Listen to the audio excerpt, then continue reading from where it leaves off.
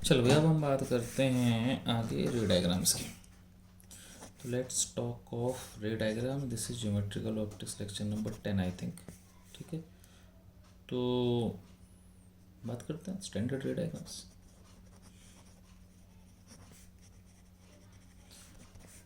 ठीक है, तो पहले हम बात करते हैं कनकेव मिरर की। तो कनकेव मिरर में क्या होता है कि ये आपके पास एक कनकेव मिरर है, ठीक है,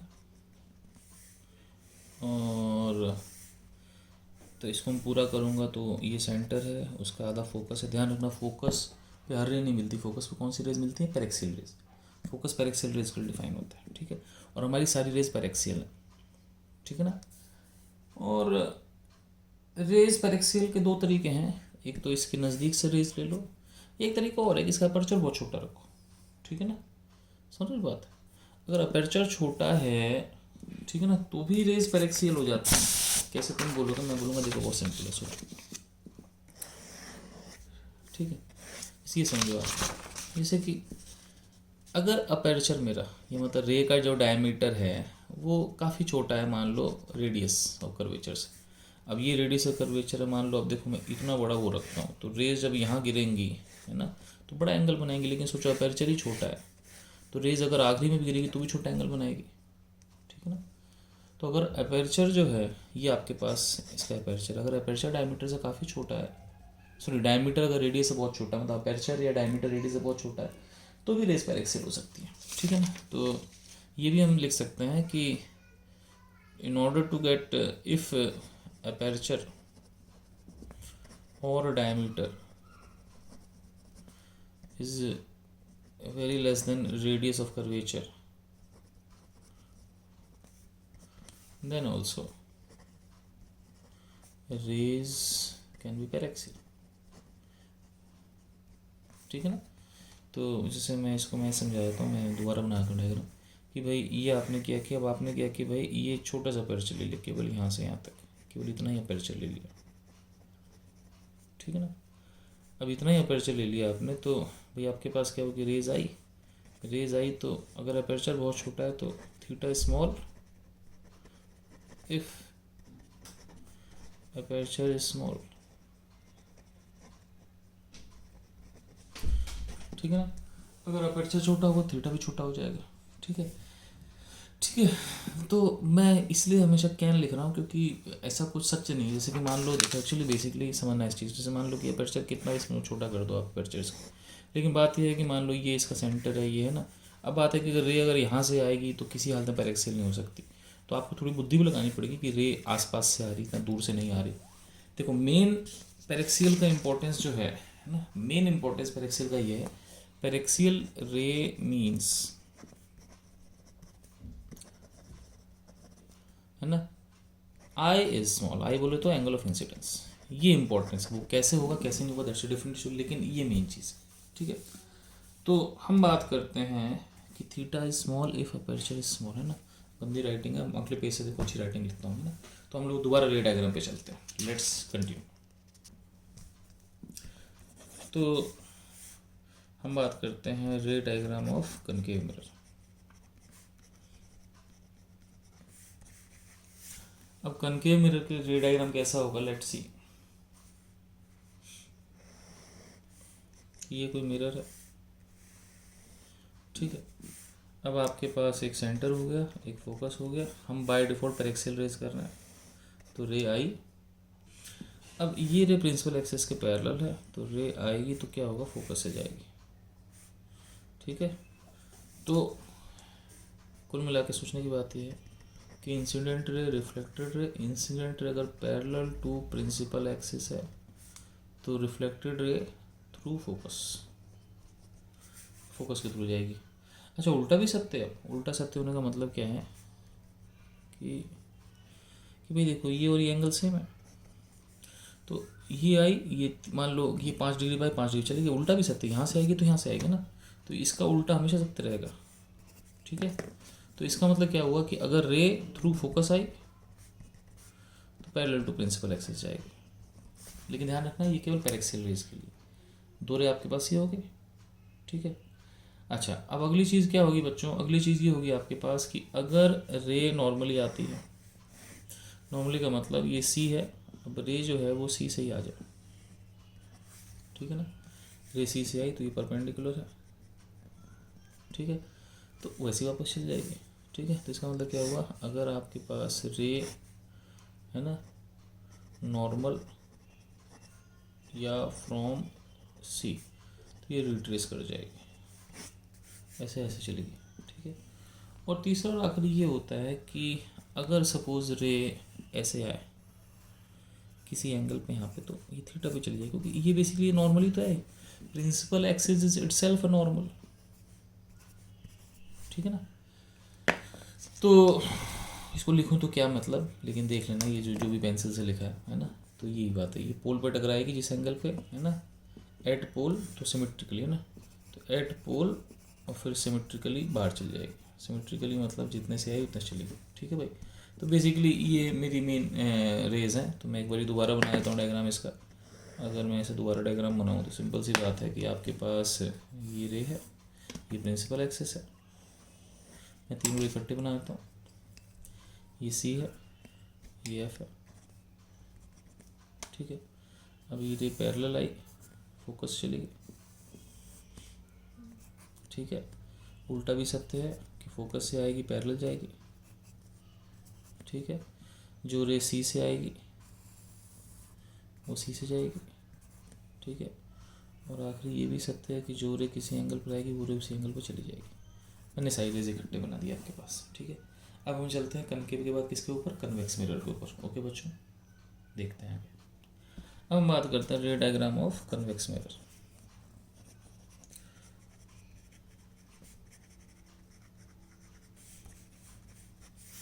अब कन्वेक्स मिरर्स में क्या होता है कि ये कन्वेक्स मिरर है, तो कन्वेक्स में ध्यान रखना, अगर आप सर्कल पूरा करोगे तो सेंटर इधर आएगा, फोकस भी इधर ही आएगा, ठीक है। अब इसमें क्या होता है बच्चों कि पहली चीज़, जो रे सेंटर की तरफ जा रही है वो नॉर्मल होगी, क्योंकि यही नॉर्मल है, ये तो नॉर्मल है, सेंटर से जोड़ दो। नॉर्मल होता ही क्या भाई, किसी भी सर्कल या स्फीयर में नॉर्मल क्या होता है, सेंटर से जोड़ना, सभी रेडियस नॉर्मल है, ये सब नॉर्मल है। तो ये आपके नॉर्मल होगा, जैसे आएगी वो रिट्रेस कर जाएगी, ठीक है। दूसरी बात, ये अगर ये नॉर्मल है तो सिंपल सी बात है कि जैसे रे आई उससे चलेगी, ठीक है। तो रे किसी एंगल थीटा पर आई, वो थीटा पर चलेगी, ठीक है। रे जितने पे आएगी उतने पे चली जाएगी। और अगली चीज़ क्या है कि जो पैरेलल होंगे वो फोकस जाएंगे। अब यहाँ पे हल्का सा लफड़ा है, यहाँ से हल्का सा लफड़ा ये है कि जो पैरेलल होगी, है ना, तो मान लो रे पैरेलल है, अब इसका फोकस इधर नहीं होता, इधर होता तो इधर चली जाती, ठीक है ना। तो होता क्या है कि वो फोकस से नहीं जाती। अब मैं आपको समझाता हूँ एक्चुअली होता क्या है, समझना। मैं यहाँ पे तो ऐसे ही बता देता हूँ। तो अब क्या होता है कि रे जो पैरेलल होती है वो फोकस उधर तो जा नहीं सकती, तो वो क्या होता है, वो उधर से आती हुई दिखती है, तो रिफ्लेक्ट होकर इधर भग जाती है। और इसका उल्टा भी सत्य है, उल्टा सत्य होने का मतलब इधर से आती है इधर भग जाती है। कैसे एक्चुअली समझना है इस चीज़ को कि यहाँ पर ये नॉर्मल हो गया, नॉर्मल होने का मतलब जितने पे आएगी उतने पे चली जाएगी, ठीक है। तो ये जितने पे आएगी उतने पे चलेगी, ये इधर से आती इधर चली जाती, ठीक है ना।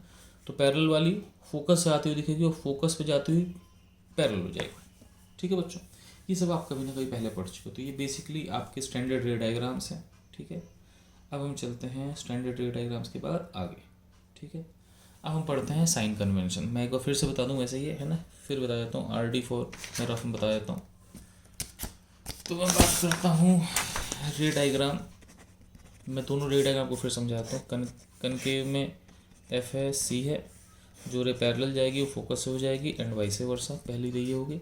दूसरी क्या है कि जो भी रे सेंटर से आती दिखेगी वो उधर से वापस हो जाएगी क्योंकि नॉर्मल है। और तीसरी रे क्या है, जो इधर किसी एंगल पे जाएगी उतने एंगल पे चली जाएगी। ये तो हो गए कनकेव के। कन्वेक्स में भी सेम ऐसे ही है, ये आपके पास एक एफ है, एक आपके पास सी है, फोकस वाली पैरेलल, ठीक है। उल्टा भी सकते पैरेलल वाली फोकस, ठीक है।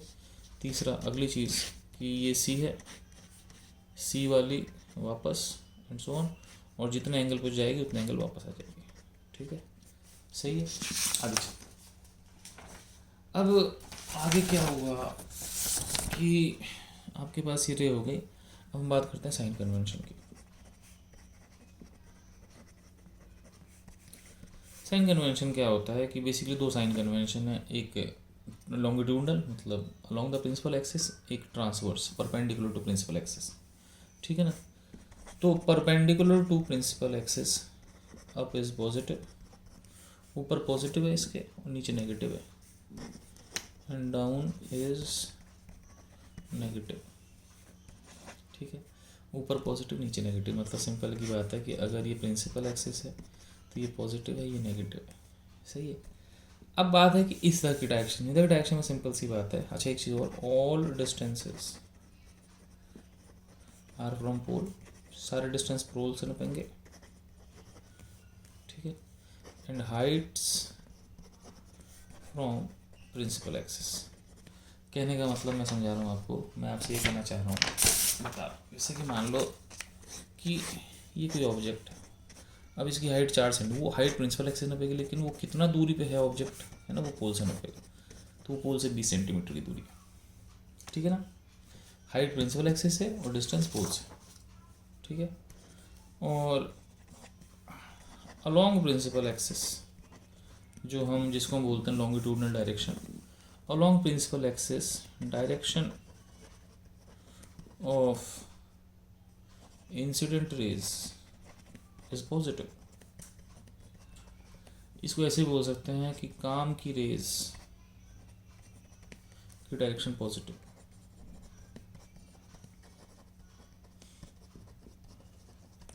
तुम बोले इसका मतलब क्या है, मैं कहूँगा देखो सिंपल समझना इस चीज़ को, समझना क्या, मैं आपको भी समझाता हूँ ना। देखो मैं समझाता हूँ नेक्स्ट पेज पे। जैसे कि मान लो कि ये ऑब्जेक्ट, ये मान लो फोकस है, ये मान लो सेंटर, रेज इधर जाती हैं। अब देखो इससे रेज लेफ्ट राइट हर जगह निकलेंगी, लेकिन जो यूजफुल रेज हैं, जो इंसिडेंट रे है वो राइट साइड जा रही है। तो ये इंसिडेंट रे या काम की रे, काम की रे मैं इसलिए बोलता हूँ कि एक्चुअली रेज तो 4 दिशा में जा रही है, राइट भी जा रही है, ऊपर जा रही है, नीचे जा रही है, लेफ्ट साइड, लेकिन राइट वाली काम की। तो काम की रेज की डायरेक्शन पॉजिटिव या इंसिडेंट रे की डायरेक्शन पॉजिटिव, तो ये पॉजिटिव ये नेगेटिव होगी। अब ये पोल है, ठीक है, सही है। अब पोल से ऑब्जेक्ट, पोल टू ऑब्जेक्ट, ये डिस्टेंस को बोलते हैं यू, इसको बोलते हैं डिस्टेंस ऑफ ऑब्जेक्ट,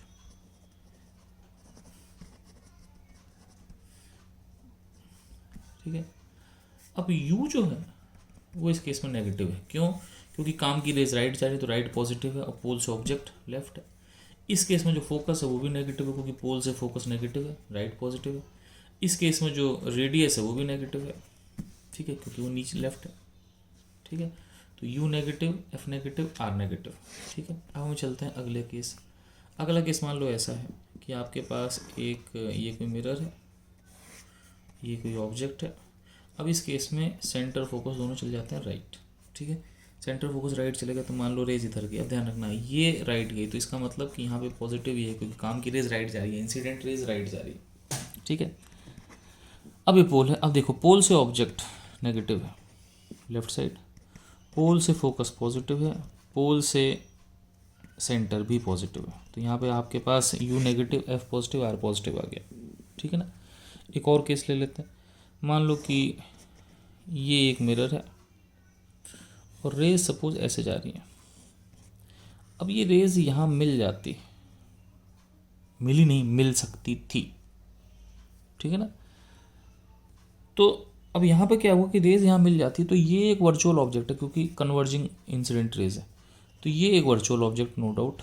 अब देखो यहाँ पर एफ भी आगे होगा, सी भी आगे होगा, तो यहाँ पर आपके पास फोकस पॉजिटिव है, क्योंकि इधर राइट साइड पॉजिटिव है, लेफ्ट नेगेटिव, काम की रेज राइट आ रही है, रेडियस पॉजिटिव है और ऑब्जेक्ट भी पॉजिटिव साइड है, तो तीनों पॉजिटिव हो गए आपके पास, ठीक है, सिंपल चीज़।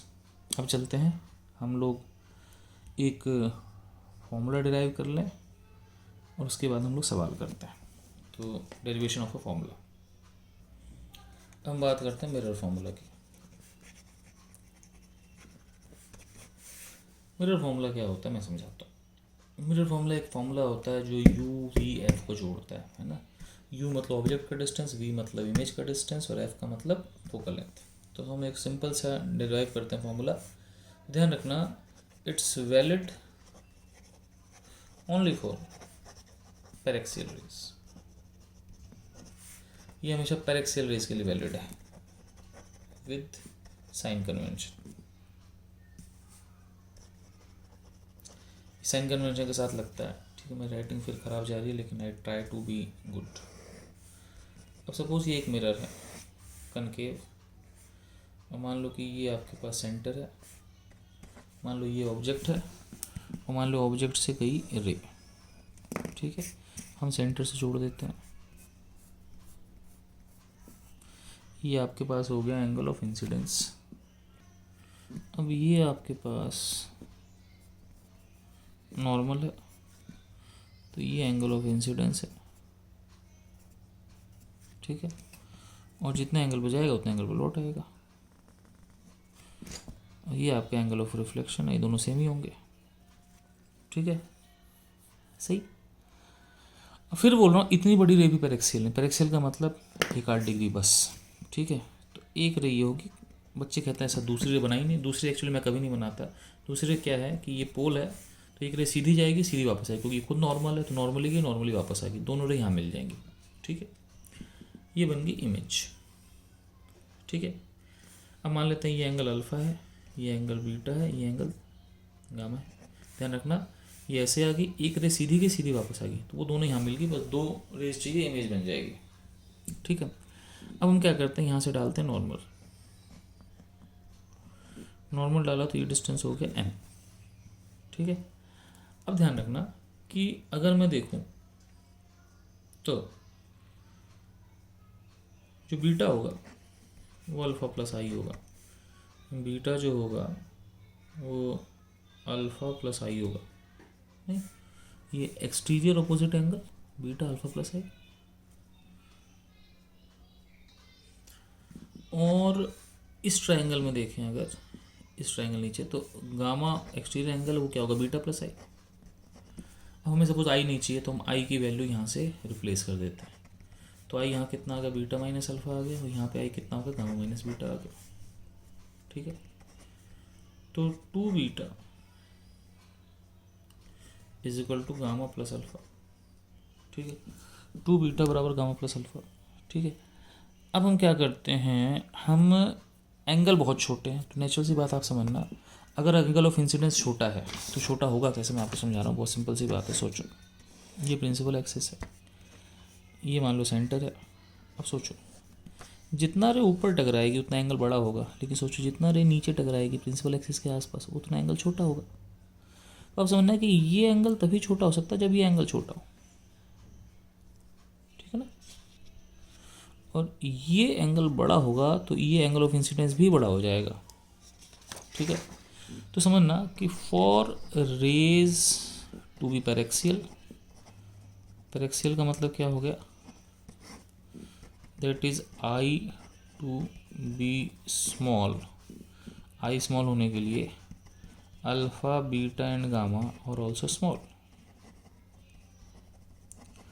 आई को स्मॉल होने के लिए अल्फा बीटा गामा भी छोटे हो जाएंगे। ठीक है, थोड़ी राइटिंग खराब है, काम चला लेना यार, है ना। अब क्या हुआ, स्मॉल होंगे, और मुझे पता है कि फॉर स्मॉल एंगल, जितने भी छोटे एंगल होते हैं उसके लिए theta sine theta tan theta लगभग बराबर होते हैं। ठीक है, चलो, तो इस इक्वेशन को हम क्या करते हैं, बीटा की जगह लिख देते हैं 10 बीटा, इसको 10 गामा, इसको 10 अल्फा। तो आगे नंबर 2 10 बीटा बराबर 10 gamma plus 10 alpha. 10 beta 10 gamma 10 alpha देखते हैं। 10 बीटा कितना होगा बच्चों, 10 बीटा होगा, ये होगा तेरे पास, मान लो इसको y बोल देते हैं।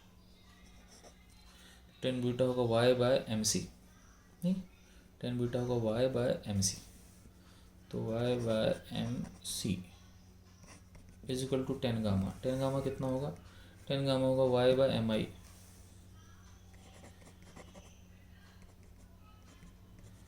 Plus 10 alpha. 10 अल्फ़ा कितना होगा, y बाय एम ओ, तो y by M O, y cut गया। अब देखो मेरी बात समझना, अगर अल्फ़ा बीटा गामा छोटे, एक्चुअली पैरेक्सियल रेस का चक्कर ही होता है कि रेस बहुत पास होती है, तो अल्फ़ा बीटा गामा छोटे होंगे, है ना। तो ये एक्चुअली ये यहाँ टकरा नहीं रही, ये एक्चुअली यहाँ कहीं टकरा रही है, मैंने बनाया दूर है ताकि आपको दिख जाए। ठीक है ना, तो अब आप मेरी बात समझना, जो मैं आपसे कह रहा हूँ ध्यान से देखना। कि मैं आपसे कह रहा हूँ, मैं लिख भी दूंगा कि if alpha beta gamma are small, अगर ये स्मॉल हैं तो M and P are very close. तुम कहोगे कैसे, मैं समझाता हूँ, समझना इस चीज़ को। आप ऐसे समझो कि ऑब्जेक्ट था और ऑब्जेक्ट यहाँ कहीं जाके लगा रेज, और यहाँ पे आपका एम हो गया, पोल हो गया। अब अगर मान लो अल्फ़ा बड़ा एंगल है तो एम पी में डिफरेंस है। अब सोचो अल्फ़ा को थोड़ा छोटा करो, जितना आप छोटा करते जाओगे एम और पी पास आते जाएंगे, और छोटा करोगे और पास आ जाएंगे। मेरी बात समझ लो। तो अगर एंगल बहुत छोटा है तो एम पी लगभग एक ही पॉइंट है। जितना देखो, जितना बड़ा एंगल करोगे उतना एम पी में डिफरेंस होगा। छोटा करते चलो, छोटा करते परपेंडिकुलर नज़दीक आते जाएगा, ठीक है ना। तो कहने का मतलब क्या हुआ कि if alpha beta gamma are small then M and P are very near, तो एम और पी बहुत नज़दीक हो जाएंगे। तो एम और पी बहुत नज़दीक होने का मतलब क्या हुआ कि इसको आप एम सी की जगह पी सी भी लिख सकते हो, क्योंकि देखो एम और पी इतना पास होगा कि एम से सी या पी से सी बराबर हो गया। एक्चुअली मैं फिर बता रहा हूँ, मैं इतना बड़ा एंगल दिखा रहा हूँ, ये एंगल इतना बड़ा नहीं है, बिल्कुल नज़दीक वाली रहे हैं, क्योंकि हम बात पर एक्सेल रेस ही कर रहे हैं। तो ये रे यहाँ नहीं टकराई, ये रे यहाँ कहीं टकराया, परपेंडिकुलर यहीं गिर गया लगभग, ठीक है। तो अब हम आगे चलते हैं, पेज नंबर 6। तुम्हारे पास था 2/MC, है ना। तो 2 पेज नंबर 6, 2/MC की जगह 2/PC is equal to 2/MC की जगह 2/PC is equal to 1/MI, MI की जगह PI प्लस 1/MO, MO की जगह PU।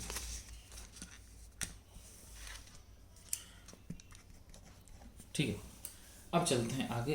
अब हम देखते हैं कि PC PI PO, तीन चीज़ें देख रहे हो आप, PC PI PO। स्प्रेडशीट में है क्या, PC है ना, पोल से सेंटर की दूरी, PI पोल से इमेज की दूरी, और PO पोल से ऑब्जेक्ट की दूरी।